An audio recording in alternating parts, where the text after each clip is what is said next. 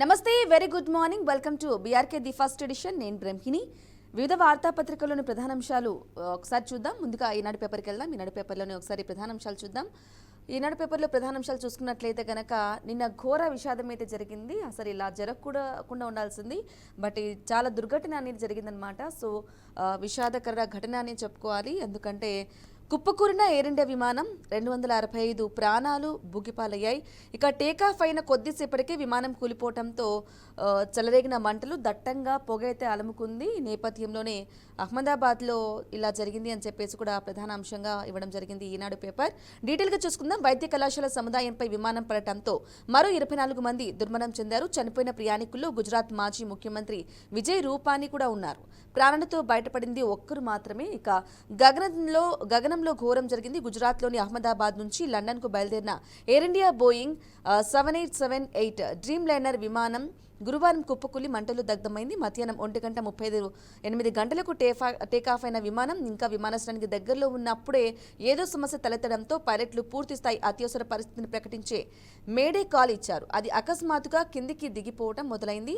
ఇక పైలట్లతో సంప్రదించడానికి గగనతల రద్దీ నియంత్రణ విభాగం ప్రయత్నించినప్పటికీ స్పందన రాలేదు.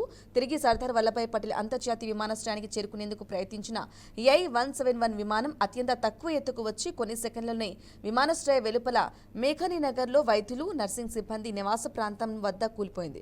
అగ్నిగులాన్ని తలపించేలా మంటలు చెలరేగాయి. దట్టమైన నల్లటి పొగలు అలుముకున్నాయి. దుర్ఘటన జరిగినప్పుడు విమానంలో 230 మంది ప్రయాణికులు ఉన్నారు. ఈ నేపథ్యంలో 2 పైలట్లు కూడా ఇందులో ఉన్నారు. మొత్తం 265 మంది ప్రాణాలు బుగ్గిపాలైతే అయ్యాయి. ఈ నేపథ్యంలోనే అంటే దానికి సంబంధించి అది టేకాఫ్ అయ్యేటప్పుడు కూడా చాలా సాంకేతిక విమానం సమస్య కూడా వచ్చింది. అలాగే విమానం కూలిపోయేటప్పుడు ఒక బిల్డింగ్ పైన కూలిపోవడం జరిగింది. ఆ బిల్డింగ్ మేఘాని నగర్లో ఉన్న వైద్యులు నర్సింగ్ సిబ్బంది భోజనం చేసే ఆ సమయంలో భోజనం చేసేటప్పుడు వాళ్ళు కూర్చొని భోంచేస్తున్నారు. సో ఈ నేపథ్యంలోనే అలా కూలిపోవడం వల్ల ఇటు వీళ్ళు కూడా దుర్ఘటనలో చనిపోవడం జరిగింది. చాలా దురదృష్టకరమైన వార్త అయితే మనం చూస్తూ ఉన్నాం. అహ్మదాబాద్లో ప్రమాదంతో తలెత్తుతున్న సందేహాలైతే తలెత్తున్నాయి. అంత ఈజీగా ఇదిగా ముందుగానే ఎందుకు పైలట్లు గమనించలేదు ఒకటి, అలాగే ఎందుకు ఇంత నిర్లక్ష్యంగా వ్యవహరించారు. ఎవరైనా సరే చెకింగ్ అనేవి తప్పకుండా ఉంటాయి. ఒక విమానంలో ఒక విమానం బయలుదేరుతుందంటే ఎప్పటికప్పుడు సర్వీసెస్ కానీ లేదంటే చాలా అనుమానం రేకెత్తించే ఘటనగా కూడా అభివర్ణించాలి. ఈ నేపథ్యంలో 229 మంది ప్రయాణికులు చనిపోయారు. 12 మంది కూడా సిబ్బంది ఎవరైతే భోంచేస్తూ వైద్య కళాశాల బిల్డింగ్ పై అయితే ఈ దుర్ఘటన జరిగిందో ఆ దుర్ఘటనలో 12 మంది సిబ్బంది ఉన్నారు. 229 మంది ప్రయాణికులైతే ఉండడం జరిగింది. ఈ నేపథ్యంలో చాలా అనుమానాలైతే ఈ దుర్ఘటనలో తలెత్తుతున్నాయి. ఇది నిజంగా దీని గురించి సందేహాలైతే ప్రతి ఒక్కరికి వ్యక్తమవుతున్నాయి. ఇక బోయింగ్ విమానాలు ఎంత సురక్షితం అని చెప్పేసి కూడా ఇవ్వడం జరిగింది. రైట్, ఇక ఏపీకి సంబంధించిన పేపర్ అయితే మనం ఒకసారి చూస్తున్నాం. నిన్న ఒక పథకాన్ని అయితే ఇవ్వడం జరిగింది. తల్లికి వందనం పథకాన్ని అయితే ఇవ్వడం జరిగింది. ఒక పదానికి ఒక్క రోజులో 10,000 కోట్లు రికార్డే. ఎంతమంది పిల్లలున్నా ఆ తల్లికి వందనం అమలు చేస్తున్నాం. 4 పిల్లలున్న తల్లులకు 20,053 మంది మొత్తం ముఖ్యమంత్రి చంద్రబాబు అయితే వెల్లడించారు. ఇక వైకాపా విషయ ప్రచారం చేస్తుందని కూడా మండిపడ్డారు అంటూ కూడా ఏపీకి సంబంధించిన పేపర్ చూస్తాం. రైట్, ఇక దీని గురించి వారి అభిప్రాయాన్ని అలాగే విశ్లేషణను పేపర్కి సంబంధించి అందించడానికి మనతో పాటు లైవ్లో అందుబాటులో ఉన్నారు బండారి రామ్మోహన్ రావు గారు. నమస్కారం అండి బండారి రామ్మోహన్ రావు గారు. Good morning. నమస్కారం. ఎస్, గుడ్ మార్నింగ్ అండి. గుడ్ మార్నింగ్ రామ్మోహన్ రావు గారు, ఇలా జరగకూడదు, విషాదకరమైన ఘటన అయితే మనం నిన్న జరిగింది చూసుకోవాలి. దానికి సంబంధించి ఈనాడు కూడా ప్రచురించడం జరిగింది ప్రధాన అంశంగా. సో ఏకంగా ఒకరు కాదు ఇద్దరు కాదు 265 మంది ప్రాణాలైతే చిరిగిపోయినాయి. అసలు ఏ రకంగా కూడా చెప్పుకోలేని దురదృష్టకరమైన వార్త అయితే మనం చూస్తున్నాం. చాలా సందేహాలు కూడా ఉంటున్నాయి. టేకాఫ్ అయ్యేటప్పుడే సాంకేతిక సమస్యలు కూడా తలెత్తినప్పుడు మరి ఎందుకు వాళ్ళు సిబ్బంది కానీ లేకుంటే ఒక విమానం వెళ్తుంది అంటే కనుక డెఫినెట్గా సర్వీసింగ్కి సంబంధించి కానీ ప్రతి ఒక్క సాంకేతిక సమస్యను కూడా క్షుణ్ణంగా పరిశీలించి ఇటువంటి జరగకుండా కాపాడే బాధ్యత ప్రతి ఒక్కరిపై ఉంటుంది. మరి ఈ నేపథ్యంలో 229 మంది ప్రయాణికులు అలాగే వైద్య కళాశాల బిల్డింగ్ పై దూకడం వల్ల భోంచేసేటప్పుడు వైద్య సిబ్బంది కానీ నర్సులు కానీ ఇటువంటి వాళ్ళ మీద కూడా పడి 12 మంది సిబ్బంది కూడా మృతి చెందడం జరిగింది. ఎలా చూసుకోవాలంటారు ఇంత దురదృష్టకర ఘటనను? రామన్ గారు, మీకు బీఆర్కే న్యూస్ ప్రేక్షకులకు నమస్కారం. చాలా విషాదకరమైన సంఘటన. నిన్న మనం అనుకోకుండా మీ స్టూడియోలో ఉన్నప్పుడే ఈ ప్రమాదం జరిగింది. అప్పటికి ఇంకా వివరాలు అందలే కనుక మాట్లాడలేకపోయాను కానీ ఇవాళ ఈ అంటే మీకు విషాదం విషాదం విమానంలో విషాదం జరిగింది. మృత్యుకురంగా అంటే మృత్యు విహంగంగా మారింది అది ఒక రకంగా చెప్పాలంటే. అంటే ప్రపంచవ్యాప్తంగా ఇప్పుడు మన పత్రికలే కాదు ప్రపంచవ్యాప్తంగా దీన్ని ఒక రకంగా హైలైట్ చేసి అన్ని వార్తా పత్రికలు దీన్ని రాశాయి. కానీ నాకు ఒక అనుమానం ఏంటంటే విద్రోహ చర్య అని అనుమానపడతలేను కానీ చాలా వరకు మన ఈ బోయింగ్ విమానాలు ఏవైతే ఉన్నాయో 14 ఏళ్ళ నుంచి సర్వీస్ ఇస్తుంది. దీని విషయంలో చాలా అనుమానాలు ఉన్నాయి. కానీ ఇప్పటివరకు పెద్ద ప్రమాదం జరగలేదు అంటున్నారు. కానీ మన ఇండియన్ ఎయిర్లైన్స్ విమానాలు కొంత పాతబడ్డవి, అంటే ఆధునీకరణ కోరబడిన ఉదాహరణకు పల్లె బస్సులు నడిచినట్టు నడుస్తున్నాయి అనే విమర్శ మాత్రం పెద్ద ఎత్తున ఉండేది. అంటే ఇప్పుడు మన శవాల మీద పేలాలు ఏరుకోవడం కరెక్ట్ కాదు, కానీ ప్రతిపక్షాల విమర్శలు కూడా కొంచెం తీసుకోవాల్సిన అవసరం ఉందంటున్నాను. ఎందుకంటే 3-4 రకాలుగా అనుమానం. ఒకటేమో సాంకేతిక లోపమా, లేకపోతే మనకు మానవ తప్పిదమా. మానవ తప్పిదాలు ఉండొచ్చు. మూడోది ఏముందంటే కుట్రకోణం ఉందా, లేకుంటే ప్రకృతి వైపరీత్యం. అప్పుడు ఒక్కోసారి విండ్ తేడా వస్తే, గాలిలో తేడా వస్తే కూడా ఎక్కువ జరిగినాయని బ్రాహ్మణి గారు మనకు ఈ టేక్ ఆఫ్ లోనే జరుగుతాయి, లేకుంటే రన్వేలో మనం దిగడప్పుడు రెండు సార్లు అవకాశం ఉంటుంది. కనుకనే మనం కూర్చున్న తర్వాత టేక్ ఆఫ్ అప్పుడు మళ్ళీ దిగేటప్పుడు 2 సార్లు కూడా మనం బెల్ట్ పెట్టుకోమని కోరేది. అందుకే అంటే కుదుపులకు గురవుతుంది కదా కనుక ఇందులో ఏమైనా పక్షి ఏమైనా కొట్టిందా, ఇట్లాంటి 2 ఇంజన్లు ఫెయిల్ కావడం, ఒకవేళ ఒక పైలట్ కనుక గుండెపోటు లాంటిది ఏమైనా వస్తే వెంటనే ఇంకో పైలట్ చేస్తారు. అందుకని ఇద్దరు పైలట్లు ఉంటారు, సుశిక్షితులు ఇద్దరు ఉంటారు. వాళ్ళు ఇంకోటి ఏంటంటే వాళ్ళ పని గంటలు కూడా చాలా నియంత్రించబడతాయి. ఎక్కడ రెస్ట్ కానీ ఇవన్నీ ఉంటాయి. అన్ని రకాల పరీక్షలు చేసిన తర్వాత 2-3 గంటల ముందు నుంచే వాళ్ళని సిద్ధం చేసి కూర్చుని పెడతారు. అటువంటి పైలట్లు మానవ తప్పిదం చేస్తారు అనుకోను, కానీ సాంకేతిక పొరపాట్లు ఏమైనా ఉండొచ్చు అనుకుంటున్నాను. ఎందుకంటే ఒక వీడియో బాగా హల్చల్ చేస్తుంది. ఏంటంటే లోపల ఏసీలు పనిచేయలేదని, మన టచ్ స్క్రీన్ పనిచేయలేదని, అట్లా లైట్లు సరిగ్గా లేదని, రకరకాలుగా లోపల అంతా వీడియో ఒకటి బయట వైరల్ అయింది. కనుక అది చూస్తే లోపల ఇవన్నీ సాంకేతిక పరంగా లగ్జరీ అనుకోండి, అవి పనిచేయకపోయినా నడుస్తుంది విమానం. కానీ విమానంలో లోపం ఉంది అనేది ఒకటి. అట్లాగే చివరిగా దిగే గేరు, అంటే టేకాఫ్ నుంచి కింది దిగే గేర్ ఒకటి వేసింది, కిందికి పడిపోయింది అనే ఒక మాట కూడా వస్తుంది. అత్యంత విషాదకరం ఏంటంటే అందరూ చనిపోయి ఎవరి ప్రాణమైన ఒకటే, కానీ విజయ రూపాణి 2 సార్లు గుజరాత్ ముఖ్యమంత్రిగా పనిచేశారు. మొన్న దాకా 2021 దాకా పనిచేశారని ఆయనకు చనిపోవడం విషాదకరం అంటారు. అందులో అంటే ఒక రకంగా చెప్పాలంటే కళ చెదిరింది, కథ మారింది. నిజంగా చాలా మంది లండన్ నుంచి ఇక్కడికి వచ్చిన వాళ్ళు ఉన్నారు, ఇక్కడి నుంచి పోతున్న వాళ్ళు ఉన్నారు. ఇప్పుడు విజయ రూపాణి అయితే వాళ్ళ పిల్లలు అక్కడ ఉంటారు కనుక ఆయన పోవడానికి సిద్ధపడిపోయిండు. 2-3 మనకు అనుమానాలు వస్తున్నాయి, కానీ కుట్రకోణం పెద్దగా లేదని ఒక మాట వస్తుంది. ఎందుకంటే కుట్రకోణం ఉంటే వెంటనే ఎవరైనా క్లైమ్ చేసుకుంటారు, మేమే చేశామని చెప్పి. గంటలు కాకపోతే 2 గంటలు 3 గంటలైనా దాదాపు 18 గంటలుగా వస్తుంది ప్రమాదం జరిగి. ఇప్పటి వరకు ఎవరు క్లైమ్ చేసుకోలేదు కనుక ఇది దుర్ఘటనే కానీ కుట్రకోణం ఉండదని నేను ఉండదు అనుకుంటున్నాను. ఇప్పటికే చర్యలు తీసుకుంటున్నా కూడా చాలా పెద్ద ప్రమాదాలు ఇది ఒకటిగా మిగిలిపోతుంది. మనకు 3 రకాల రవాణా ఉంటుంది ప్రపంచంగా. ఒకటేమో భూ రవాణా, భూమి మీద అంటే రోడ్డు రవాణా ఉంటుంది. అట్లాగే రైలు కూడా ఉంటుంది. రైలు ప్రమాదాల్లో కొంచెం ఎక్కువ సంఖ్యలో మరణిస్తుంది. రోడ్డు ప్రమాదాల్లో 100 మంది మరణించడం ఉండదు. ఎందుకంటే బస్సులో మహా అయితే 50 మంది ఉంటారు, 50కి 50 చనిపోరు కదా. అట్లానే రైల్లో కూడా 2-3 బోగీలు ఏమైనా ప్రమాదానికి గురినప్పుడు చనిపోతుంటారు ఎక్కువ మంది. కానీ విమాన ప్రమాదాలు అట్లాగే జల రవాణా, ఈ 2 కూడా ఆకాశ మార్గం, జల మార్గం, భూ మార్గం 3 మార్గాలు ఉంటాయి. భూమార్గం మీద ఇన్ని 100 మంది చనిపోవడం తక్కువ, అరుదు ఒకేసారి.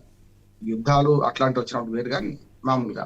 అదే జల రవాణా అయితే టైటానిక్ ఓడ నుంచి మొదలుకొని ఇప్పటిదాకా చాలా షిప్పులు మునిగిపోయిన సందర్భం ఉన్నది. కానీ జల రవాణాలో ఇప్పుడు మనం కొంచెం మనుషుల రవాణా తక్కువ ఉన్నది, కానీ పేదలు పోతారు, కానీ నెలల తరబడి ప్రయాణం చేసే ఓపిక లేదు కనుక. రెండోది. మూడోది, విమాన ప్రమాదాల్లో 100కి 90 మంది చనిపోతుంటారు. అంటే పెద్ద ఎత్తున ప్రమాదాలు జరిగింది ఇట్లాంటివి. అంటే రెండవది, విమాన ప్రమాదాల్లో విమానం కూలడమే కాకుండా మంటల రేగి మొత్తం కాలిపోతుంది కదా. 100 మంది చనిపోయిన సందర్భం చూసాం మనం గతంలో. ఇక్కడ గుడ్డిలో మెల్ల అంటే ప్రాణాలు ఇంతమంది పోయినాయి, కానీ ఆ బోయింగ్ విమానంలో సుమారు 600 మంది పడతారని, అందులో 40-42% మాత్రమే ఇవాళ నిండు ఉన్నదని. అంటే 229 మంది ప్రయాణికులు, 12 మంది ఏమో వీళ్ళు సిబ్బంది కలిపి. అయితే 242లో ఒక్కటి మిగిలిన మృత్యుం చేయడం అంటున్నారు. నాకైతే ఇప్పటికి అనుమానే కనుక 240 మంది ప్లస్ ఒక 25 మంది అంటున్నారు, 50 మంది అంటున్నారు. మెడికల్ కాలేజీ సిబ్బంది కానీ డాక్టర్లు కానీ 25 నుంచి 50 అంటున్నారు. స్థానికులు కూడా గాయపడ్డారు అంటున్నారు. ఎందుకంటే జనావాసాల మీద పడ్డట్టే ఓ రకంగా. ఇంకొక ప్రమాదం తప్పిందంటే కొంచెం ముందుకెళ్తే ఇంకా పెద్ద జనావాసాల మీద పడేది అని ఒక మాట వస్తుంది. ఇది కూడా తక్కువదేం కాదు, ఇది మెడికల్ కాలేజీ మీద పడ్డాం కానీ. అందుకనే మంది అంటే ఫుల్ కెపాసిటీ పోకపోవడం కూడా ఎక్కువ మంది మృతులు అంటే సుమారు 550-600 మంది పట్టేది కనుక అంతమంది చనిపోలేదని మనం సంతోషించాలి. రెండోది ఏంటంటే ఈ మొత్తం విమాన ప్రమాదాన్ని దర్యాప్తు చేస్తుంటారు. అసలు కీలకమైన సాక్ష్యం ఏమైనా ఉంటే ఉంటదంటే బ్లాక్ బాక్స్ కనుక దొరికితే ఏం జరిగింది అంటే ఆహాకారాలు వినొస్తాయి. పైలట్ ఏం మాట్లాడు, పైలట్ మనకు కమాండ్ సెంటర్ కు మాట్లాడే రికార్డ్ అయిపోతుంది అన్ని. అంటే పైలట్ ప్రతి చర్యను కూడా అందులో రికార్డ్ అవుతుంది, మాటలు రికార్డ్ అవుతాయి, చేతలు కూడా రికార్డ్ అవుతాయి, వీడియో కూడా అనుకుంటా. కనుక ఈ రెండు అయితే రేపు విమాన ప్రమాదంలో కీలకమైనది బ్లాక్ బాక్స్. ఇది మంటల్లో కాలిపోదు, నీళ్లలో మునిగిపోయినా కూడా మళ్ళీ తీసుకోవచ్చు. అంటే సముద్రంలో పడితే దొరకడం కష్టం కానీ మామూలుగా ఎక్కడ పడ్డా. కనుక మెడికల్ కాలేజీ మీద కానీ ఆల్మోస్ట్ కాంపౌండ్ వాల్ దాటగానే నిమిషంలోపే పడ్డది కనుక దీనిలో బ్లాక్ బాక్స్ అయితే సేఫ్ గా ఉంటది. ఇది వస్తే తప్ప వాస్తవాలు వెల్లడిగా. బ్లాక్ బాక్స్ వాస్తవాలు వెల్లడి కావాలంటే చాలా అత్యంత భద్రతా చర్యలు తీసుకుంటారు. దానిలో మొత్తం అంతా ఒక్కోసారి విమానయాన సంస్థ తప్పుంటే కూడా దాన్ని బయట పెట్టరు. చాలాసార్లు మనం అంతర్జాతీయంగా ప్రమాదాలు చూస్తుంటే విమానయాన సంస్థ తప్పుంటే కొంచెం దాచే ప్రయత్నం చేస్తారు. కానీ ప్రత్యేక స్వతంత్ర దర్యాప్తు సంఘం వేస్తే మాత్రం వాళ్ళు దాన్ని దాచే ప్రయత్నం చేయరు. ఇప్పుడు టాటా గ్రూప్ కొనుక్కుంది, గతంలో టాటా గ్రూప్ నుంచే ప్రభుత్వం తీసుకున్నది, మళ్ళీ టాటా గ్రూప్ కొనుక్కుంది కనుక వాళ్ళు కూడా మానవతా దృక్పథంతో ఉన్న వాళ్ళే, సేవా దృక్పథంతో ఉన్న వాళ్ళే. ఇప్పటికే మృతులకు కోటి రూపాయలు పరిహారం ఇస్తా ఉన్నారు, అట్లాగే క్షతగాత్రులకు కానీ వీళ్ళకి ఇస్తా ఉన్నారు. కానీ రెండైనాయి, విమానంలో ఎక్కడి వాళ్ళ ప్రాణాలు పోయి, అట్లాగే దాని పడ్డ ప్లేస్ లో కూడా ప్రాణాలు పోయాయి. నాకైతే ఇప్పటికీ ఆ రమేష్ వైద్య అని ఆయన అందులోనే ఉన్నాడా లేడా అని అనుమానం అయితే వస్తుంది. ఎందుకంటే ఇప్పుడు విమానంలో అంతమంది చెల్లా చెదిరే మొండాలు తలలు వేరే పడితే ఆయన ఒక్కడు బయటకి వచ్చాడు. ఆ 11A సీట్ అనేది ఏరోలో ఉంది. ఏరోలో ఉంటే అక్కడ మరి ఎమర్జెన్సీ ఎగ్జిట్ ఉన్నా కూడా, ఎమర్జెన్సీ ఎగ్జిట్ తీసుకొని దూకినా కూడా పారాచూట్స్ లాంటి లేవు కదా, పడిపోతే చచ్చిపోతారు కదా అంత ఎత్తు నుంచి. దగ్గర నుంచి పడ్డా కూడా కాలో చేయి విరుగుతుంది కదా, క్షేమంగా నడుచుకుంటూ వెళ్తున్నాడు. కనుక కొందరేమో విమానం మిస్ అయిన వాళ్ళు మృత్యుంజయాలనొచ్చు. కానీ విమానంలో ఉండి బతికారంటే నాకైతే ఇప్పుడు నమ్మకం కుదురుతలేదు. ఒకటి ఆయన అప్పటికి ఆల్రెడీ నడుచుకుంటూ వచ్చాడు కనుక పెద్ద దెబ్బలు కూడా తాకలేదు. మీరు వైట్ టీ షర్ట్ లాంటి దొరికినట్టుండి ఆయన నడుచుకుంటూ వచ్చి చూపిస్తున్నాడు కనుక దానిలో కనీసం రక్త మరకలు అన్ని కూడా, అంటే రక్త మరకలు పక్కన పెట్టి ఇంత విధ్వంసం జరిగి కాలిపోయిన మరకలను ఉండాలి కదా, ఏదైనా భాగం కాలిపోవాలి కదా. అంటే నేను బతికిన వాడిని అవమానిస్తలేను, కానీ బతికిన వాడు ఎట్లా ఉన్నది. ఎందుకంటే నడుచుకుంటూ పోయే పరిస్థితి ఉండదు. మన గతంలో అలిపిరి సంఘటనలో చంద్రబాబు నాయుడు గారు ఒక్కసారి షాక్ గురై 2 చేతుల్లో పట్టుకొని నడిపించారని నేను విమర్శించాను. నడిపించారు భద్రతా సిబ్బంది. కనుక అంత క్షేమంగా నడుచుకుంటూ పోతున్నాడు అంటే మరి అంత పెద్ద ప్రమాదాలు అందరూ చెప్తున్నా తలలు మొండాలు వేరే కనపడుతుంటే ఈయన ఒక్కడు ఎట్లా బతికాడు అనేది మిరాకిలే. ఆయన విచారిస్తే తెలుస్తుంది. విమానం మిస్ అయిందా, లేకపోతే అక్కడక్కడ తచ్చాడుతున్నాడా, ఇవన్నీ ఉంటాయి. కుట్రకోణం కూడా మనకి ఏమన్నా ఆయన ఏం జరిగింది చెప్తాడు. బతికాను కనుక లోపడే ఉండుంటే ఆ రమేష్ అంటే ఆయన లోపల ఏం జరిగిందో చెప్పగలుగుతారు. ప్రత్యక్ష సాక్షి ఒకటి బతుకున్నట్టే లెక్క మనకు. అది కూడా అడ్వాంటేజ్ అంటున్నాడు. అంటే మొత్తం విమాన ప్రమాదానికి దర్యాప్తులో ఇది కీలక పాత్ర వహిస్తుంది అనుకుంటున్నాను. ఏదేమైనా సరే ఈ విమాన ప్రమాదంలో ఇంతమంది చనిపోవడం మనందరం, మన బీఆర్కే న్యూస్ కూడా మన ప్రేక్షకుల తరఫున మన తరఫున కూడా సంతాపం వ్యక్తం చేయాల్సిందే. ప్రాణాలు విలువైన ఎవరి ప్రాణమైనా తిరిగి రాని కూడా విమాన ప్రమాదంలో ఇంత పెద్ద ఎత్తున మరి కుటుంబ సభ్యులను కోల్పోయి 243 ప్రాణాల వెనుక ఆల్మోస్ట్ 243 కుటుంబాలు ఉంటాయి. ఆ కుటుంబాలంతా చిన్నాభిన్నం అయినట్టు లెక్క. వాళ్ళకి ప్రగాఢ సానుభూతి వ్యక్తం చేయడం తప్ప ఇప్పుడు మనం ఏం చేయలేం. ఎస్ రామ్మోహన్ గారు, తప్పకుండా అండి. బీఆర్కే న్యూస్ ప్రతి ఒక్కరికి కూడా ప్రగాఢ సంతాపం కూడా, సానుభూతిని కూడా వారి కుటుంబాలకు కూడా తెలుపుతోంది. అదేవిధంగా బోయింగ్ విమానాలు ఎంతవరకు సేఫ్ అనే సమస్య కూడా ప్రధానంగా వస్తుంది. ఈ విషయంపై మీరేమంటారు? ఎందుకంటే తరచూ ఇటువంటి సాంకేతిక సమస్యలు కూడా వస్తూ ఉంటే మరి ఎంతవరకు సేఫ్, ఎంతవరకు ప్రజలు వాటిని నమ్మే పరిస్థితి ఉందంటారు? అంటే ఇప్పుడు ప్రమాదాలు జరిగినప్పుడే అనుమానం కదా, లేకపోతే అంతకుముందు రాలేదు. ఇప్పుడు ఇది సుమారు 2 కోట్ల మంది ప్రయాణికులను చేరవేసింది అంటే తన 14 ఏళ్ళ సర్వీస్ లో కదా. అటువంటిప్పుడు కొంత సాంకేతికంగా కొన్ని అంటే విమాన వర్గాలు చెప్పేదాన్ని బట్టి, విమానయాన సంస్థలు చెప్పేదాన్ని బట్టి ఇది సేఫ్ కాదంటుంది. కానీ సేఫ్ అని కూడా చాలా రిపోర్ట్లు ఉన్నాయి. అంటే అత్యాధునికమైన వ్యవస్థ ఉన్నదని, చాలా సేఫ్ అని కూడా అటువంటి రిపోర్ట్లు కూడా ఉన్నాయి. కనుక ఈ రిపోర్టులు ఇవన్నీ పక్కన పెడితే ఇప్పటి వరకు ఇంత పెద్ద ప్రమాదం ఈ ఈ ఇటువంటి ఈ మోడల్ విమానంలో జరగలేదని ఒక సాక్ష్యం ఉంది కదా మనకైతే. అంటే జరిగిన దాని మీద ఇప్పుడు నువ్వు నిలబడ్డోని మీద 100 రాళ్ళు అంటాం. కనుక పడిపోయిన దాని మీద మనం పోస్ట్ మార్టం చేస్తాం తప్ప మరి గత చరిత్ర చూసుకుంటే ఈ విమానం ఎక్కడా కూడా, అంటే ఈ మోడల్ విమానాలు ఎక్కడ కూడా ఏ విమానయాన సంస్థలు కూడా కూలిపోలేదు. ఇంత పెద్ద ఎత్తున నష్టం జరగలేదు.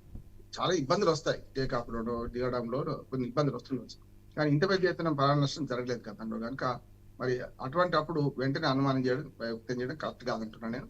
అందుకని మొత్తము అంటే ఒకసారి మాత్రం జరిగింది ఏంటంటే ఈ షేర్లు పడిపోవడం, ఇవన్నీ వెంటనే జరుగుతాయి. మనకు ఆవేశం ఆందోళన ఎక్కువ ఉంటది కనుక ఈ విమానయాన సంస్థల షేర్లు పడిపోవడం, లేకుంటే ఆ బోయింగ్ ఆ విమాన కొనుగోలు తక్కువ కావడం జరుగుతుండొచ్చు.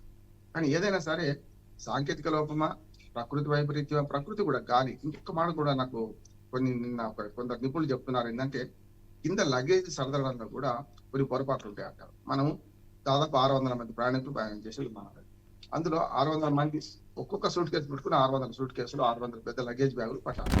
అక్కడ అంత స్పేస్ కింద ఉంటది కదా, కనీసం ఇద్దరికి ఒక్కరైనా 300 లగేజ్ బ్యాగులు పట్టాల్సి ఉంటుంది. కానీ అటువంటి అప్పుడు ఆ లగేజ్ బ్యాగులు సర్దడంలో కూడా పొరపాటు జరిగితే ఇట్లాంటివి జరుగుతాయి అంటున్నారు. అంటే బ్యాలెన్స్ అవుట్ అవ్వడానికి అవకాశం ఉందని. అంటే మరి లగేజ్ బ్యాగులు పెట్టుకోరా అంటే పెట్టుకుంటారు, కానీ వరుసలో సర్దడం అంటే కింద పడకుండా సర్దడం ఒకటి, ఒకే వైపు ఒరిగేటట్టు కాకుండా బ్యాలెన్స్ చేసి పెట్టడం చేస్తారు. కాబట్టి చాలా మంది విమాన సిబ్బంది అంటే విమానం బయలుదేరే టైం అవుతుంది అన్నప్పుడు అవి రాగానే అన్ని నూకేసేసి ఒకదాని మీద అడ్జస్ట్ చేసేసి ఆ తర్వాత లేదనుకుంటే ఖాళీ ప్లేస్ విడిచిపెట్టారంట. ఆ ఖాళీ ప్లేస్ అంటే మానవ తప్పిదంలో ఇది ఒక భాగం అంటున్నారు. ఆ ఖాళీ ప్లేస్ లో ఒకేసారి ఆ విమానం టేకాఫ్ తీసుకున్నప్పుడు పక్కకు తీసుకుంటారు కనుక ఒరిగితే ఒకేసారి లగేజ్ అంతా ఇటు పక్కన పడితే బ్యాలెన్స్ అవుట్ అయితే అని ఒకటి ఉండాలి. రెండోది ఏంటంటే విండ్ ఫాల్, అంటే మన గాలి వేగం కూడా నియంత్రిస్తున్నారు. కానీ గాలి వేగానికి నియంత్రించలేని అద్భుత విమానాలకి కావి ఇవి. అంటే 250-300 కిలోమీటర్ల గాలి వేగాన్ని కూడా తట్టుకున్నట్టే ఉంటాయి. కాకపోతే మేఘాలు కమ్ముకున్నప్పుడు, వర్షం పడుతున్నప్పుడు ఇట్లాంటి వాటికి జాగ్రత్త తీసుకుంటారు, మంచు బాగా పడుతున్నప్పుడు. కానీ ఇవన్నీ ఉన్నా కూడా అవసరమైన జాగ్రత్తలు తీసుకొని పంపించినా కూడా మరి ఎలక్ట్రానిక్ పరికరాల లోపం మాత్రం కనపడాలి. అందులో మరి విమాన ఇంజన్ కూడా ఏమైనా లోపం ఉందా, 2 ఇంజన్లు ఒకేసారి ఫెయిల్ కావడం కారణం ఏంటి, ఇవన్నీ నిపుణులు తెచ్చాల్సిందే. మనం ఎంత పోస్ట్ మార్టం చేసినా మన సామాన్య విధంగా కనుక మనం చేయలేము. కానీ ఈ విమానయాన సంస్థకు ఒక రకంగా చెప్పాలంటే టాటా గ్రూప్ తీసుకున్న తర్వాత పెద్ద ప్రమాదం ఇది. దానికైతే గ్రూప్ నష్టపోతుంది, మన ప్రజలు ప్రాణాలు పోయినాయి, దేశం అంతా కూడా ఈ విషాదాన్ని నిజంగా విషాదంగా చూస్తూ విషాదాన్ని మునిగిపోయినామంటున్నారు. ఎవరైనా సరే ప్రాణాలే కనుక అందులో విదేశీయులు ఉన్నారు, మన దేశీయులు ఉన్నారు. రేపు పొద్దున ఈ విమానాల్లో ఎయిర్ ఇండియా విమానాల భద్రతకు సంబంధించిన ప్రశ్న కూడా తలెత్తింది కనుక కొంచెం ఎయిర్ ఇండియా విమానాలు వాడడం తక్కువ చేస్తారా. ఇప్పటికే కొంతవరకు వేరే విమానయాన సంస్థలు నమ్ముకుంటున్న ప్రయాణికులు చాలా మంది ఉన్నారు కనుక చౌకలో కూడా మిగతా విమానాలు ఉన్నాయని ఒక మాట వస్తుంది. అంటే మన దగ్గర నుంచే ప్రైవేట్ విమానయాన సంస్థలు నష్టపోతున్న కింగ్ఫిషర్ లాంటిది మొత్తం మునిగిపోయింది. మరి అట్లా ఇండిగో ఉన్నది, రకరకాలు ఉన్నాయి కదా. వీళ్ళందరూ కూడా చౌకలో ప్రయాణం అందిస్తుంటే ఎయిర్ ఇండియా విమానాలు ఈ తెల్ల ఏనుగుల్లో ఎందుకు తయారైనాయి అనే విమర్శ కూడా వస్తుంది. ఎయిర్ ఇండియా విమానాలు మిగతా వాటికంటే ఎక్కువ రేటు అనేది కూడా వస్తున్నది. టాటా గ్రూప్ తీసుకున్నాక కొన్ని సంస్కరణ చేసింది, కొంతమంది ఉద్యోగులు అంటే ఎక్కువ మంది ఉన్న ఉద్యోగులు తీసేసింది, అవసరమైన ఏర్పాటు చేస్తుంది. మళ్ళీ కొంచెం పూర్వకాలం అంటే ప్రైవేటు విమానయాన సంస్థలు ఎట్లా నడుస్తాయో ఆ రకంగా లాభాల కోసం నడిచే ప్రయత్నం చేస్తుంది. కానీ ఆ విమానయాన సంస్థ కూడా ఇప్పుడు ఎయిర్ ఇండియా కూడా ఓ పెద్ద దెబ్బ ఈ ప్రమాదం నేను. ఎస్ రామ్మోహన్ రావు గారు, అలాగే ఇక మాట్లాడుకున్నట్లయితే ముఖ్యంగా మాట్లాడుకోవాలంటే వైద్య సిబ్బంది ఏం చేయలేదు, జర్నీ చేయలేదు, లేదు అంటే వాళ్ళు ఏం చేయలేదు. భోజనం చేసేటప్పుడు ఆ భోజన సమయం కాబట్టి వాళ్ళందరూ టేబుల్ దగ్గర వాళ్ళందరూ అరేంజ్ అయ్యి కూర్చోవడం జరిగింది. ఈ నేపథ్యంలోనే టేకాఫ్ అయిన విమానం కొద్దిసేపటికే ఢీకొనడం జరిగింది. ఆ బిల్డింగ్ని ఢీకొని వాళ్ళు ఏం చేయని తప్పు కూడా చనిపోవడం జరిగింది. ఆ వైద్య సిబ్బందికి సంబంధించి ఏమంటారు? మిన్ను విరిగి మీద పడ్డట్టే కదా, అంతే. అకస్మాత్తుగా వాళ్ళు భోజనం చేస్తున్న సమయంలో మీది నుంచి ఏ ప్రమాదం ఊహించండి. కనీసం ఏదైనా యాక్సిడెంట్ జరిగితే మహా అయితే 10 మంది చచ్చిపోతారు, మిగతా వాళ్ళందరూ బతికి బట్టగట్టి అమ్మాయి అనుకుంటారు. ఇది అట్లా కాదు, పైనుంచి పడిపోయింది, ఏం చేయలేని పరిస్థితి. అది నిజంగా మిన్ను విరిగి మీద పడ్డట్టే. వాళ్ళకు ఊహించని ప్రమాదం, ఊహించని మృత్యు వాళ్ళని కబలించింది. నిజంగా చెప్పాలంటే వీళ్ళైనా అమాయకులు, వాళ్ళైనా అమాయకులు. వీళ్ళు ప్రయాణం చేస్తున్నారు, వీళ్ళు ప్రయాణం చేయడం అంతే తేడా. వాళ్ళు విమానాలు ఉన్నారు, వీళ్ళు కింద ఉన్నారు, అంతే తేడా. కానీ అదే కనుక కొంచెం ఇంకా ముందు జనవాసాలు పడితే ఓ రకంగా ఉంటుండే. కానీ ఇంకొక 5 నిమిషాలు కనుక ఆగి ఉంటే నగరం దాటిపోయేది. ఎక్కడ పడ్డా మిగతా ప్రజల ప్రాణాలు పోయి అది ఒక 4-5 నిమిషాలు సరిపోతుంది బయట మొత్తం అవుట్స్కట్స్ పోవడానికి. దానివల్ల కొంత పెద్ద నష్టం అయింది అనుకుంటున్నాం. అట్లాగే డాక్టర్లు వీళ్ళందరూ కూడా భోజన సమయం కనుక ఒకే దగ్గర కూర్చోవడం కూడా, వారు వేరు వేరు దగ్గర ఉంటే ఉండకపోయేది అవును. చొచ్చుకపో. విమాన శాఖల వాళ్ళు వచ్చి మరి కొట్టడం కూడా జరిగింది. స్థానికులు మిగతా స్థానికుడు చనిపోయారు కనుక అది కూడా ఊహించే ప్రమాదం అంటున్నారు. అంటే మృత్యువు ఎట్లా వస్తుందో తెలియదు అంటున్నారు. అవును. ఒక మాట చెప్తాను. చెప్పండి. ఒక లారీ పోతున్నాడు, పక్కన ఒక ఆయన నడుచుకుంటూ పోతున్నాడు. సరిగ్గా ఆ క్షణం, ఒక్క క్షణంలో లారీ టైర్ పేలి అందులో చిన్న చిన్న ముక్కలు ఉంటాయి. ఎప్పుడైనా గాడ అంటారు దాన్ని, మన పంచర్ కాకుండా లోపల చిన్న చిన్న రబ్బర్ ముక్కలు వేస్తారు. ఆ రబ్బర్ ముక్క ఎగిరి కంటకు దాకి కింద పడి చనిపోయిన సందర్భాన్ని నేను చాలా చూసాను. రిపోర్టర్ గా ఇట్లాంటి ప్రమాదాలు చాలా కవర్ చేసిన వాడిని చూస్తే, అంటే ఆ క్షణము ఆ టైర్ పేలడం, ఆయన దగ్గరికి రావడం, ఆయనకు ఎప్పుడైనా పేలితే ఏమైతే వి ఆకారంలో పేలుతాయి. ఎప్పుడైనా ఇప్పుడు బాంబైన ఏదైనా విస్ఫోటనం జరిగితే ఇట్లా వి ఆకారంలో పేలుతాయి. వి ఆకారంలో పేలినప్పుడు ఏమైంది అంటే సరిగ్గా ఈ కంతకు కరెక్ట్ గా సరిపోయినప్పుడు కొడితే చచ్చిపోయింది. అక్కడికి ఏం కాలేదు, ఇంత గాయం కూడా కాదు. అంటే నేను అట్లాంటి ప్రమాదాలు చూసినా కనుక ఇది కూడా ఏంటంటే సరిగ్గా ఆ టైమే కదా, ఆ టైమింగ్ అంటావా, విమానం టేక్ ఆఫ్ తీసుకున్నాక 59 సెకండ్లో పడిపోయింది. అదే 5 నిమిషాలు దాటినా కూడా ఇంత పెద్ద ప్రమాదం జరగకపోయేది, మిగతా వాళ్ళు చనిపోయేవాళ్ళు. కనుక ఇదంతా ప్రకృతి వరకు చెప్పాలంటే టైమింగ్ అంటారు. దాన్ని టైమింగ్ లో ప్రాణాలు పోయినాయి. అయినా మనం విమాన అట్లా అని మనం పక్కనే ఇల్లు కట్టుకుంటాం కదా. ఇప్పుడు విమానాశ్రయాల పక్కన ఇల్లు కట్టుకుంటాం కదా, రోడ్ల పక్కన ఇల్లు కట్టుకుంటాం కదా. కొన్నిసార్లు లారీలు క్రాసింగ్ మనం పూర్తిగా బెండ్ ఉన్న క్రాసింగ్ దగ్గర చక్కగా పోయి ఇంట్లోకి వెళ్ళిన సందర్భాలు చూస్తాం. మనం 10ల సంఖ్యలో ప్రాణాలు పోయిన సందర్భం, నిద్రపోయిన సందర్భాలు చూస్తాం. కనుక మృత్యువు ఎట్లా వస్తుందో తెలియదు. ఒక అంచనా ఉంది మనకు ప్రపంచవ్యాప్తంగా. రోజు 5 లక్షల మంది అట్లా సూర్యోదయం చూస్తామని పడుకుంటారట. సూర్యోదయం చూడకుండా చనిపోతారు. మంచం మీద ఎలాంటి ఇబ్బందులు ఉండవు. అంటే కార్డియాక్ అరెస్ట్ కానీ, హార్ట్ స్ట్రోక్ కానీ వెంటనే, అంటే మంచం మీద లేవకుండా హాస్పిటల్ దాకా పోకుండానే చనిపోతారు. 5 లక్షల మంది ప్రతిరోజు మొత్తం ప్రపంచవ్యాప్తంగా. కనుక అట్లా చూస్తే ప్రాణం ఎప్పుడు వస్తుందో తెలియదు. పుట్టుక మన చేతి లేదు, ప్రాణం చావు మన చేతి లేదు. కానీ మానవ తప్పిదాల వల్ల ఇది జరగవద్దు, అది కోరుకుంటాం. అంతకంటే ఏం లేదు. Okay, right. రామ్మోహన్ రావు గారు, ఇక మరో వార్తను చూసుకున్నట్లయితే మనం విశ్లేషణలో భాగంగా ఒకసారి ఏపీ న్యూస్ చూసుకున్నట్లయితే, నిన్న మాట్లాడుకున్నట్లు తల్లికి వందనం పథకానికి సంబంధించి మనం మాట్లాడుకున్నప్పుడు మీరు ఒకటే చెప్పారు, అందరి పిల్లలకు, అంతమంది పిల్లలకు కూడా ఇది వర్తింపజేస్తే బాగుంటుందని మీ అభిప్రాయాన్ని మీరు వ్యక్తం చేశారు. ఆ విధంగానే సీఎం చంద్రబాబు కూడా ప్రకటించడం జరిగింది. ఒక్క పదానికి ఒక్క రోజులో 10,000 కోట్ల రూపాయలు ఇవ్వడం జరిగింది. తల్లికి వందనం ఎంతమంది పిల్లలున్నా ఇంట్లో అంతమందికి ఇచ్చేలాగా కూడా చంద్రబాబు మాట్లాడడం జరిగింది. దీనిపై మీరేమంటారు రామ్మోహన్ రావు గారు? నిన్న మన వివరాలు కొన్ని అందరే కనుక కరెక్టే.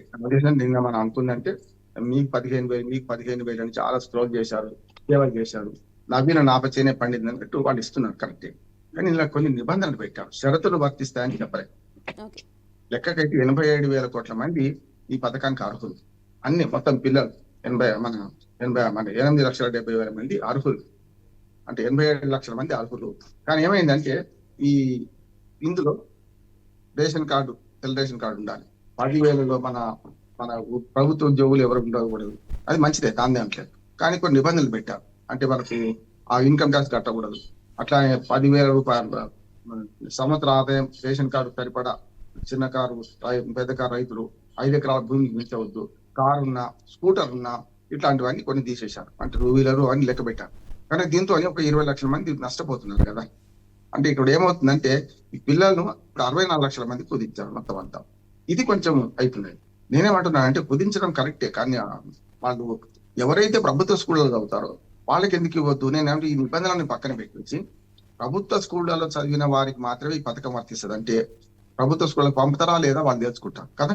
ఇప్పుడు ఇవన్నీ నిబంధనలు పెట్టే వాళ్ళు ఇందులో తీసేస్తే ప్రభుత్వ స్కూల్ బలోపేతం కావాలంటే ఇప్పుడు ఏమైతుంది? నేను చెప్పాను కదా అంతకుముందు, అమ్మ ఒడి నాన్న బుడ్డికి పనికొచ్చింది అన్నారు.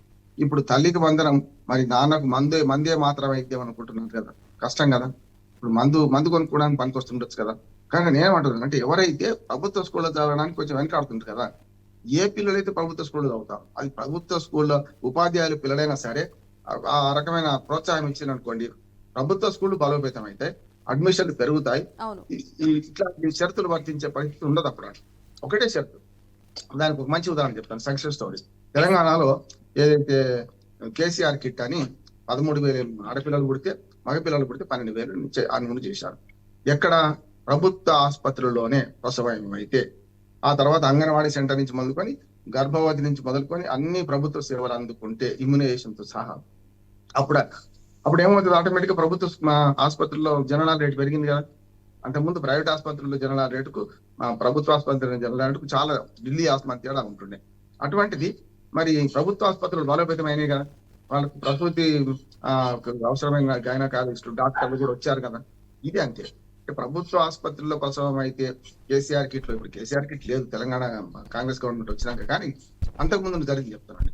ఇవాళ అదే పద్ధతిలో ప్రభుత్వ స్కూళ్లలో చదివే పిల్లలకు మాత్రమే వర్తిస్తుంది అని ఒక షరతు, ఏ షరతు అవసరం లేదు. అది ఎవరైనా సరే, కోటీశ్వరుడైనా సరే ప్రభుత్వ స్కూళ్ళలో చదివితే ఇది వర్తిస్తుంది ఆటోమేటిక్ అయిపోద్ది కదా. అందుకని కొన్ని నిబంధనలు మొత్తం వ్యవస్థను మారుస్తాయి. ఒక మాట చెప్తాను, అమెరికాలో మనకు నైబర్హుడ్ స్కూల్ సిస్టమ్ ఉంది. అంటే వాళ్ళ ఆవాసాల్లో ఉన్న స్కూల్ని చదవాలి. అంటే ఈ అడ్రస్ లో ఉన్న వాళ్ళందరూ అక్కడ ఒకటో రెండో స్కూల్ ఉంటే ఆ స్కూల్లో చదవాలి అని నిబంధన ఉన్నాయి. దానివల్ల ఏమైతుంది? ఆ స్కూల్ బాగా ఉంటే అక్కడి నివాసాలు పెరుగుతాయి, అక్కడికి అద్దెకు వచ్చే వాళ్ళు కూడా పెరుగుతారు. అంటే ఆసుపత్రులు, విద్య, వైద్యం, ఉపాధి, ఈ మూడే మొత్తం నగరీకరణకు దారితీస్తాయి. కనుక ఈ మూడు ఎక్కడ ఉంటే అక్కడికి పోతాం. హైదరాబాద్ నగరం ఇవాళ విశ్వనగరంగా ఆక్టోపస్ లాగా ఇదొకటే కాదు, విశాఖపట్నం కానీ వేగంగా ప్రపంచంలో వేగంగా పెరుగుతున్న నగరం. కనుక పట్టణాలకు ఎందుకు పోతున్నారు ప్రజలు? విద్య, వైద్యము, ఉపాధి, ఈ మూడింటికే పోతారు. కనుక ఈ మూడు ఒకే దగ్గర కల్పిస్తే ఎక్కడైనా అక్కడ ఉంటారు కదా, ఎక్కడ కల్పిస్తే అక్కడ ఉంటారు కదా. కనుక ఇక్కడ నైబర్హుడ్ స్కూల్ సిస్టమ్ ఎట్లాగో అమెరికాలో ఉందో, మన NHS national health service Britain లో ఉందా, అట్లా ఈ రెండు కూడా అందరికీ వైద్యం ఉచితం, అందరికీ విద్య ఉచితం. ఆ విద్య కూడా ఏ ఆవాసాల్లో ఉన్నారో ఆవాసాలు దాటిపోవడానికి వీల్లేదు. అమెరికాలో చాలా కఠినమైన చట్టాలు ఉన్నాయి. ఒకవేళ మీరు మంచి స్కూల్ కనపడుతుంది కానీ అక్కడ అడ్రస్ లో మీరు నివసించడం లేదు, అప్పుడు ఏం చేస్తారంటే అక్కడ అద్దెకు తీసుకునే తల్లిదండ్రులు మారుతారు. మనం కూడా చూస్తుంటాం కదా, మంచి హాస్టల్ కోసం, మంచి స్కూల్ కోసం మనం నగరాలు మారుతాం, పట్టణాలు మారుతాం, రాష్ట్రాలు మారుతాం. ఇదే అండి. కనుక ఇక్కడ చేయాల్సిన పని ఏంటంటే అందరూ ప్రైవేట్ స్కూల్ చదివిన కాదు, కేవలం ప్రభుత్వ స్కూల్ చదివిన వాళ్ళకే ఇవి ఇస్తామంటే నష్టమైంది. కొంత వాదన ఉంటుంది, సరిపోవుగా సార్ ప్రభుత్వ స్కూళ్ళు. సరిపోనంత డిమాండ్ వస్తే స్కూల్ కొత్తవి వస్తాయి కదా, మూతపడ్డ స్కూల్ తెరుచుకుంటాయి కదా. మళ్ళీ దుర్మార్గవాదం ఏం చేస్తున్నారంటే ప్రైవేట్ స్కూళ్ళు ఖాళీ అయినా ఇక్కడ సరిపోవు కదా మరి ప్రభుత్వ స్కూల్ అంటున్నారు. కాదు. గ్రామానికో స్కూల్ ఉంటే ఇది వరకు కొన్ని తీసేశారు కదా. గ్రామానికి 4-5 స్కూల్ ఉంటే ఒకటే చేశారు కదా. అంటే 10 మంది పిల్లలు ఒకే టీచర్, 10 మంది టీచర్లు 2 పిల్లలు ఉన్న సందర్భం చూసామా. 100 మంది పిల్లలు 2 టీచర్లు ఉన్న సందర్భం చూసాం. ఈ రేషియో సరిగా రేషనలైజేషన్ చేస్తే ఆటోమేటిక్ గా అది సాధ్యం అవుతుందని నేను అంటున్నాను. అందుకని మన చుట్టే మార్గం ఉంటది. ఇందులో ఈ షరతులు వర్తిస్తాయనేది ఇప్పుడు వైసీపీ చాలా పెద్ద ఎత్తున విమర్శ చేస్తుంది బ్రాహ్మణ్స్. ఎందుకంటే అటు ప్రతిపక్షం ఊరుకోదు కదా, అందరికి ఇస్తా అన్నారు, 20 లక్షల మంది పిల్లలు ఎట్లా ఇచ్చి పెడతారు అంటున్నారు కదా వాళ్ళు కదా. కనుక 87 లక్షల మందికి ఇవ్వాల్సింది 67 లక్షల మందికి, 64 లక్షల మందికి ఎట్టిస్తారు? 24 లక్షల మంది పిల్లలు పోతున్నారు కదా మీ నిబంధనల వల్ల అంటున్నారు. నేనేమంటున్నాను అంటే ఈ నిబంధన పెట్టిన అనుకోండి, ప్రభుత్వ స్కూళ్లలో చదివిన వాళ్ళకి ఇస్తా అంటే గొడవే లేదంటున్నాను. ఏ రేషన్ కార్డు అవసరం లేదు, ఏ ఆదాయ సర్టిఫికేట్ అవసరం లేదు, ఇదే అవసరం లేదు, కార్ అవసరం లేదు, స్కూటర్ అవసరం లేదు, ఇంకేం అవసరం లేదు. అప్పుడు ఇంకోటి ఏమైతే అంటే ప్రభుత్వ స్కూల్ బలోపేతం కావడానికి కూడా మరొక 15 ఏళ్ళు ఇస్తారు చెప్పండి. టీచర్లు, కొత్త టీచర్లు నియమించండి. ఇంకొక మాట కూడా చెప్తాను, ముగిస్తాను నేను. ఇప్పుడు DSC పడుతుంది అక్కడ ఆంధ్రప్రదేశ్ లో. DSC లో దాదాపు 16,000 మంది టీచర్లు నియమిస్తా అంటున్నారు. అది 16,000 మంది టీచర్లకు తగ్గ పిల్లలు ఉండాలి కదా అక్కడ. ఇదైతే సాధ్యం అవుద్ది అంటున్నాం. ఇప్పటికే విద్యా హక్కు చట్టం ఏం చెప్తుందంటే 1:30 ఒక్క టీచర్ కు 30 మంది పిల్లలు ఉండాలి. ఇప్పుడు ఆంధ్రప్రదేశ్ ఎంత ఉంటుంది సార్? 19 మంది ఉన్నారు. అంటే టీచర్ నియామకం వేస్ట్ వద్దనే పరిస్థితి వస్తుంది. కనుక ఆ పెరిగితే ఆ రేషియో పెరిగింది అనుకోండి, అప్పుడు ఆటోమేటిక్ ఉంటది కదా. కనీసం 10 మంది పిల్లలు ఒక టీచర్ ఇస్తామంటున్నారు. 30 దాటితే ఇంకో 2వ టీచర్ ఇస్తా అంటున్నారు. 100 దాటితే 3వ టీచర్ ఇస్తా అంటున్నారు కదా. అట్లా టీచర్ల సంఖ్య పెరగానన్నా, పిల్లల సంఖ్య పెరగానన్నా ఈ పథకాన్ని దీనికి అనుసంధానం చేయాలంటున్నాను. ప్రభుత్వ స్కూళ్ళలో చదివే పిల్లలకే ఈ తల్లికి వందనం వస్తుంది అని అంటే ఆటోమేటిక్ గా ప్రభుత్వ స్కూళ్ళ దిశ మారుతుంది, దిశ మారుతుంది. మోహన్ రావు గారు, ఖచ్చితంగా దానికి సంబంధించి కూడా మీ విశ్లేషణ చాలా క్లియర్గా కూడా విశ్లేషణ అభిప్రాయాన్ని కూడా వ్యక్తం చేశారు. అలాగే వైకాపా ఏ విధంగా అయితే విష ప్రచారం చేస్తుంది, ఎందుకంటే ఒక్కరికి మాత్రమే ఇస్తున్నాం అని చెప్పేసి ఇస్తున్నారు, కానీ కూటమి ప్రభుత్వం చెప్పిన మాట నెరవేర్చుకుంటుంది, ప్రధానంగా అదే హైలైట్ చేస్తూ ఉంది. ఎలా అంటారు? కన్క్లూజ్ చేయండి లాస్ట్గా. అందుకేనమ్మా ఇప్పుడు కూటమి ప్రభుత్వం అందరికి ఇవ్వదు. ఇప్పటిదాకా 1 ఇయర్ నుంచి విమర్శ వస్తున్నది. మెల్లమెల్లగా హామీలన్నీ వరుసగా చేస్తామంటున్నారు. 15 ఆగస్టు నుంచి బస్సు ప్రయాణం, మహిళలకు ఉచిత బస్సు ప్రయాణం కూడా చేస్తా అని హామీ ఇచ్చారు. ఆర్థికంగా వెసులుబాటు తీసుకొని చంద్రబాబు నాయుడు గారు ఒక తెలంగాణలో కాంగ్రెస్ ప్రభుత్వం పెట్టుకున్నట్టు ఒక టార్గెట్ పెట్టుకోవాలి. అంటే 100 రోజులు 200 రోజులు ఈ డేట్ అని చెప్పలేదు. కనుక 1 year అయిపోయిన తర్వాత విమర్శలు వస్తాయి, హామీలు అమలు కావడం లేదని. వరుసగా కొన్ని చేస్తామని చెప్తున్నారు. ఇవాళ నిన్న నుంచి స్కూల్ తెరిచారు కనుక తల్లికి వందనం మొదలు పెట్టారు, కాదంటలేదు. అంటే ఇప్పుడు ఏమైతే విమర్శకు ఈ రెండు పక్కల ఉంటది కదా, బొమ్మ పరుసు రెండు చూడాలి కదా. అందరికి ఇస్తామని వీళ్ళు ఎందుకు మినహాయిస్తున్నారు అంటున్నారు. మేము అప్పుడు ఒక్కరికి ఇచ్చిన అందరికి ఇచ్చాం కదా, ఇవేమి ఈ షరతులు పెట్టలే కదా. ఇప్పుడు షరతులు పెడుతున్నారు. షరతుల వల్ల మళ్ళీ 20 లక్షల మంది పిల్లలు అయితే నష్టపోతున్నారు కదా. మీరు చేసే పని అంతే, మేము చేసిన పని అంతే కదా అని మాట. కనుక ఈ 15,000 ఇచ్చే క్రమంలో ప్రభుత్వ స్కూళ్ళలో చదివే పిల్లల కంటే ఇప్పుడు ఏ గొడవ ఉండదు అంటున్నాం. ఇప్పుడు విమర్శకు తావీయకుండా ఉండాలంటే అందరికి ఇస్తామని మీరు మినహాయింపు ఎందుకు చేస్తున్నారు, షరతులు ఎందుకు వర్తిస్తాయని చెప్తున్నారనే మాట వస్తుంది. కనుక తల్లికి వందనంతో పాటు మిగతా కార్యక్రమాలను కూడా ఈ సంవత్సరాంతానికి మెల్లమెల్లగా, అంటే టార్గెట్ పెట్టుకుంటలేదు కానీ ఈ సంవత్సరాంతానికి వరుసగా 6 సూపర్ 6 హామీలు అమలు చేసే క్రమం చేస్తాం, మెల్లమెల్లగా ఇస్తామంటున్నారు. నిరుద్యోగ వృత్తి కూడా డిసెంబర్ వచ్చే మార్చి 31 లాగా ఇస్తామంటున్నారు. చూద్దాం ఏం జరుగుతుందో. రైట్, థ్యాంక్ యూ అండి బండారి రామ్మోహన్ రావు గారు, మీ అభిప్రాయాన్ని మీ విశ్లేషణను క్లియర్గా అందించినందుకు. రైట్, ఇక ది ఫస్ట్ ఎడిషన్లో చూసుకున్నట్లయితే ఇక నిన్న ఘోర విషాదకరణ ఘటన అయితే జరిగింది. టేకాఫ్ అయిన విమానం కొద్దిసేపటికే అహ్మదాబాద్లో కూలిపోవడం జరిగింది. ఈ నేపథ్యంలో బిల్డింగ్ పైన కూలడం వల్ల 24 మంది సిబ్బంది, అలాగే 24 మంది వైద్య సిబ్బంది, అలాగే 12 మంది సిబ్బంది, మరో 229 మంది ప్రయాణికులు అయితే దుర్ఘటనలో చనిపోవడం జరిగింది. అలాగే ఈ దుర్ఘటనలో మాజీ గుజరాత్ సీఎం కూడా ఉన్నారు. ఈ నేపథ్యంలో ఇలాంటి దురదృష్టకర ఘటనలు మళ్ళీ జరగకుండా ఉండాలని చెప్పేసి బీఆర్కే న్యూస్ అయితే కోరుకుంటోంది. ఇది ఇవాల్టి the first edition. Stay tune BRK news Telugu సత్తా.